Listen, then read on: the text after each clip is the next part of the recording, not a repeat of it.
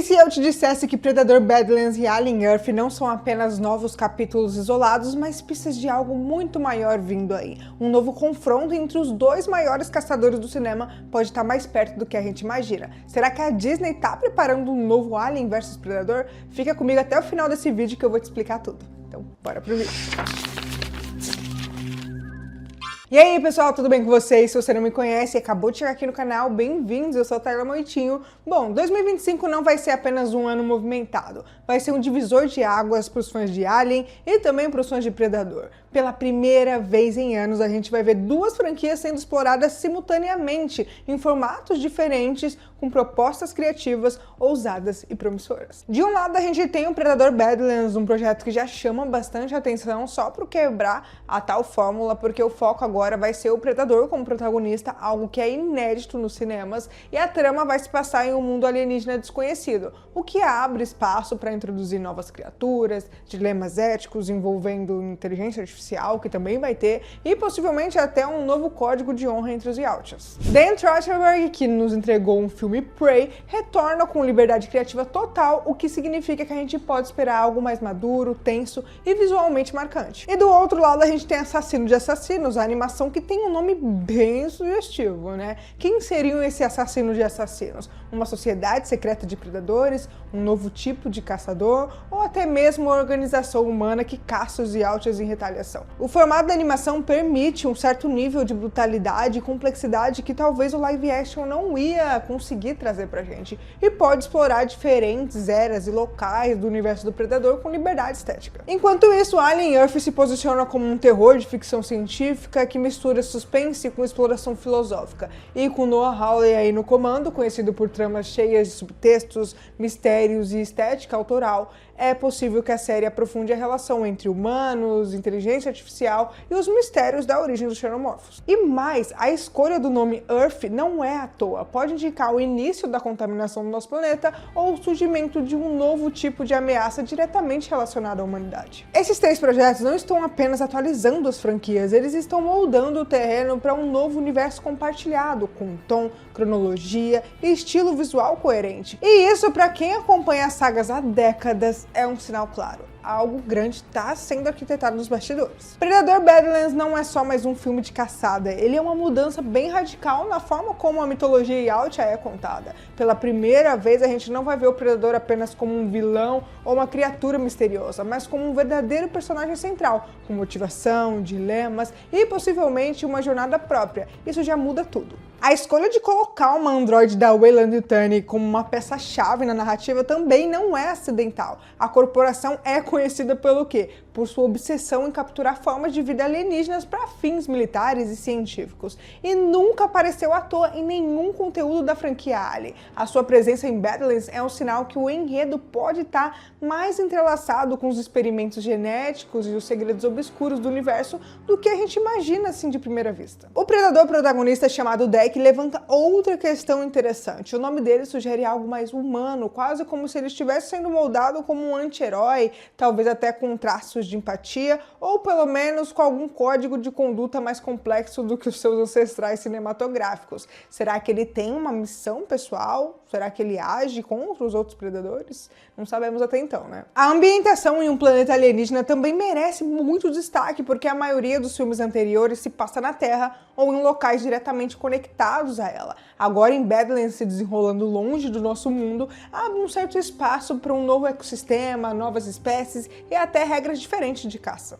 A gente pode estar diante de um campo de prova de criaturas criadas ou soltas para serem caçadas, algo semelhante que a gente viu em Predadores de 2010, mas com uma abordagem mais íntima e menos genérica, ou ele foi levado para ser testado e provar o seu valor, algo que eu já falei também diante das teorias que circulam esse filme, e para você que ainda não assistiu esse vídeo, eu vou estar deixando aqui no card, então corre lá para assistir depois desse aqui. Além disso, a presença de uma sintética pode sugerir que ela está lá monitorando, testando ou até controlando os acontecimentos do planeta. Talvez ela esteja lá não por acidente, mas por parte de um plano aí da Weyland-Yutani para coletar dados ou espécimes. E se o Deck for apenas um peão ou pior, uma vítima? Com tantos elementos interligados, androide, mutação, monstro, planeta desconhecido e também um protagonista não humano, Badlands se desenha como algo muito maior do que uma simples continuação. É um terreno fértil com conexões diretas com os mistérios que Alien Earth começa a levantar e um provável ponto de colisão entre caçadores e criaturas de diferentes galáxias. O teaser do Alien Earth pode ser curto, mas cada segundo carrega camadas de informações que, se observadas com atenção, revelam mais do que aparentam. A presença do líquido preto, o mutagênico dos engenheiros, é mais do que apenas uma referência a Prometheus. É uma ponte direta às origens da vida artificial, à obsessão da Weyland-Yutani e até às mutações descontroladas de formas biológicas. Esse fluido não é apenas uma arma, ele representa a arrogância da criação, onde os engenheiros o utilizavam como uma ferramenta de reinício ou punição, e a humanidade parece ter encontrado nele uma chave para experimentos perigosos. Alien Earth pode estar prestes a mostrar o ponto de virada em que o homem passou de um curioso observador a manipulador genético, desencadeando horrores que nem mesmo os engenheiros ousaram criar. Outro detalhe sutil, mas muito poderoso que chama a atenção é a nave. Ela não só remete o visual da Nostromo, como carrega em si um senso de familiaridade, que é intencional, como se a própria estética da nave fosse um reflexo do ciclo vicioso da Weyland-Yutani. Criar, explorar, perder o controle e repetir. Uma coisa que eu tava esquecendo de falar aqui com vocês, galera, a classificação da criatura como espécime 37 também chama a atenção, né? Por que desse número? Será que é o tanto de experimentos com mutagênico ou é o número referente a tentativas de recriar ou capturar um xenomorfo a partir de variáveis diferentes? Isso pode indicar que a Weyland-Yutani vem coletando materiais genéticos de dezenas de planetas ao longo dos anos e talvez a criatura que a gente conhece como xenomorfo seja apenas uma variação entre muitas. E outra coisa, a IA mãe também retorna e essa escolha não é aleatória, tá? Porque a mãe sempre foi mais do que uma simples inteligência artificial. Ela representa a submissão total à corporação. O fato dela já carregar, já catalogar as criaturas como uma ameaça mesmo antes de qualquer ataque, reforça que as informações sobre os xenomorfos não foram adquiridas em Alien de 1979, mas sim antes disso, talvez até décadas antes, e isso pode reescrever parte da cronologia que a gente conhece. Outro ponto curioso é o uso de câmeras e gravações de monitoramento. A série parece adotar uma estética mais crua, mais documental, e isso sugere que a gente vai acompanhar os eventos sob a ótica dos registros recuperados ou transmitidos por IA, drones ou sensores automáticos, o que torna ainda mais sombrio. E a gente não vai ver apenas monstros atacando, a gente vai ver a falência de protocolos de segurança, o desespero das máquinas tentando alertar um comando que nunca vem. Por fim, a ideia de que Alien Earth se passa antes do filme original não é apenas cronológica, ela representa uma desconstrução das certezas que a gente tinha. O que a gente sabia antes sobre xenomorfos? Talvez quase nada. A série parece disposta a revelar que o oitavo passageiro nunca foi o primeiro, mas apenas o primeiro a ser documentado, e isso muda tudo. O teaser Kai Shot de Alien Earth pode parecer simples à primeira vista, com containers, uma narração misteriosa e uma criatura se movendo pelas sombras, mas para quem conhece esse universo, cada detalhe acende um alerta. A menção direta a 5 formas de vidas coletadas nos cantos mais escuros do universo é uma provocação clara. Porque a gente não tá falando apenas de novas criaturas, a gente tá falando de uma galeria de horrores, possivelmente vindo de diferentes sistemas estelares, biomas extremos e até de dimensões biológicas que a ciência humana mal compreende. Talvez o que esteja sendo montado seja um verdadeiro zoológico de armas biológicas, onde cada criatura tem o seu propósito, uma vantagem evolutiva, uma função militar ou até também um potencial de mutação estratégica. O mais intrigante é, por que 5? Seriam elas resultados de 5 tentativas diferentes da Weyland-Yutani de manipular o mutagênico dos engenheiros, ou seria espécies originais coletadas de planetas desconhecidos, como diz no trailer? Tem quem acredite que essas 5 criaturas podem representar diferentes caminhos evolutivos, talvez até paralelos ao do próprio xenomorfo. Agora, o que torna tudo ainda mais misterioso é a aparição de um xenomorfo clássico circulando sobre a caixa central. Ele tá lá, mas parece que o foco não é ele, é nos outros. Isso indica que o xenomorfo, por mais letal que seja, pode estar prestes a ser ultrapassado em termos de ameaça, ou até mesmo aperfeiçoado, sei lá, uma versão híbrida talvez, ou até uma nova linhagem originada a partir da fusão do DNA alienígena com outras espécies. Nesse contexto, a ausência de uma criatura Yacht entre os 5 espécimes levanta uma hipótese bem interessante. Será que um deles é um predador modificado? Ou pior, será que o predador tá tentando aí recuperar uma dessas criaturas? Ou talvez algo que eles mesmos criaram e perderam? Se Badlands e Alien Earth forem realmente conectados, existe uma chance real de que o Deck, o protagonista de Badlands, esteja rastreando uma dessas aberrações. E outra coisa, e se o papel da androide Weyland-Yutani foi justamente recuperar um espécime que escapou desse projeto? Isso colocaria os dois, a humana e o predador, em rota de colisão, ou talvez até numa improvável aliança contra algo muito maior. Além disso, a ideia de containers também remete a algo altamente organizado. Isso não é uma infestação acidental, é um experimento, um transporte intencional, uma operação clandestina. Tudo indica que a corporação está movendo peças há muito tempo, com acesso a tecnologias e criaturas que o público nunca viu. E se entre essas 5 espécies aí tiver o Predalien, lá do Alien versus Predador? Ou uma criatura que, em vez de usar os humanos como hospedeiro, tá usando os predadores? Essa inversão de papel poderia ser aí o estopim para uma guerra entre espécies, não uma caçada, mas uma vingança. A ligação entre Alien e Predador vai além das meras participações especiais ou fanservice. Desde o início, dos primeiros indícios das duas franquias sempre coexistiram no mesmo universo, não só narrativamente, mas também em termos temáticos. Ambas exploram o medo do desconhecido, a arrogância humana diante do desconhecido e a sobrevivência em condições extremas. Mas o mais interessante está no subtexto. Enquanto Alien lida com o terror biológico e existencial, o Predador aborda a guerra como instinto, o orgulho do caçador e do valor do combate ritualizado. E quando o crânio do Xenomorfo apareceu pela primeira vez no fundo da nave em Predador 2, muita gente achou que era só uma brincadeira visual. Mas quem estava prestando atenção viu ali um símbolo poderoso. Os Yautja já enfrentaram essas criaturas há séculos,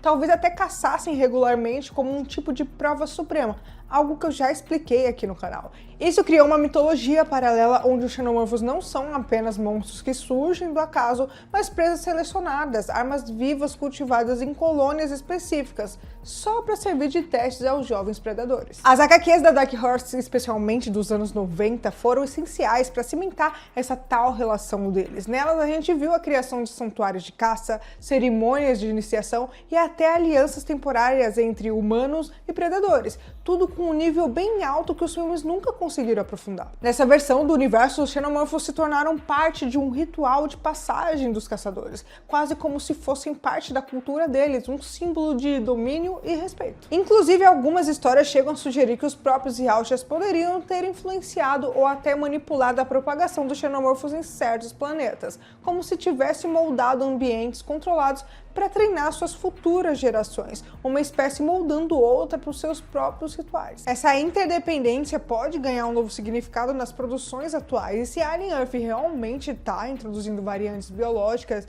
e Badlands colocar um predador como protagonista em um ambiente hostil, talvez a gente esteja voltando às raízes mais primitivas dessa rivalidade, mas com um elemento novo aí, a interferência humana. A trajetória de Alien e o Predador no cinema é marcada por picos brilhantes e quedas frustrantes, como se as duas franquias vivessem em constante tensão entre o potencial gigantesco que carregam e as decisões questionáveis dos seus estúdios ao longo das décadas. Depois do sucesso incontestável de Alien de 1979, 1986 e de Predador de 1987, a expectativa era que essas sagas se tornassem pilares estáveis de ficção científica e do horror moderno. Mas a verdade é que, ao contrário de outras franquias que souberam evoluir de forma estratégica, como Star Wars e Jurassic Park, tanto Alien quanto o Predador foram vítimas de um problema recorrente, a falta de visão a longo prazo. Boa parte das sequências que surgiram como tentativas apressadas de revitalizar as marcas em momentos de crise do estúdio, em vez de projetos planejados com coesão narrativa,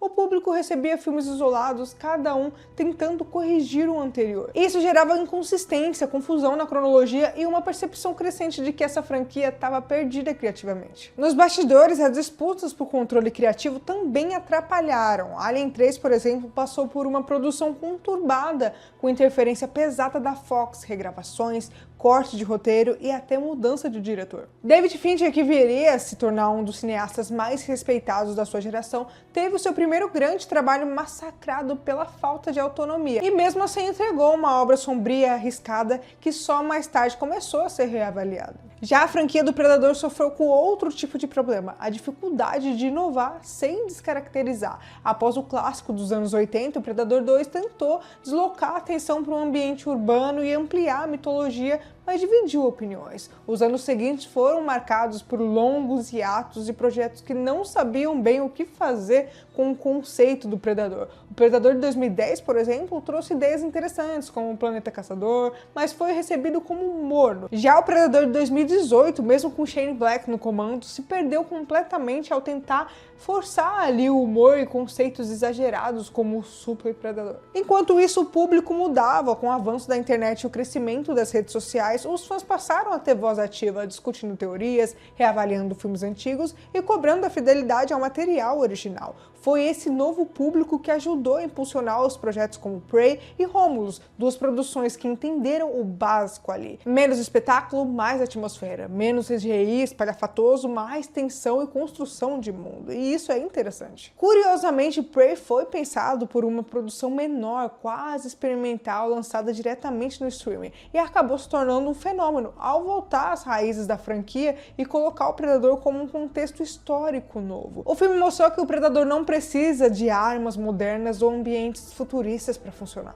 Já ali, Romulus conseguiu um feito raro, que é agradar tanto os fãs da fase de Prometheus quanto aos que preferiram o terror claustrofóbico da Nostromo. O filme mostrou que é possível respeitar o legado e ao mesmo tempo renovar as propostas com novos personagens e situações, tudo sem trair a essência do xenomorfo. Esses acertos recentes provam que, quando tratadas com respeito e planejamento, as duas franquias têm muito mais a oferecer e que seus altos e baixos foram menos culpa de desgaste natural e mais uma série de decisões apressadas que ignoraram o que realmente fazia Alien e o Predador funcionarem. O medo do desconhecido, o instinto de sobrevivência e a sensação de que o inimigo à espreita é algo muito mais antigo, inteligente e implacável do que parecemos prontos para enfrentar. E a gente não pode ignorar o fato de que agora tanto Alien quanto o Predador fazem parte da Disney, e isso significa acesso a orçamentos maiores, distribuição global e possibilidades infinitas de integração com outras mídias, como séries animadas, jogos e quadrinhos oficiais. Ter cineastas apaixonados trabalhando com liberdade dentro dessa estrutura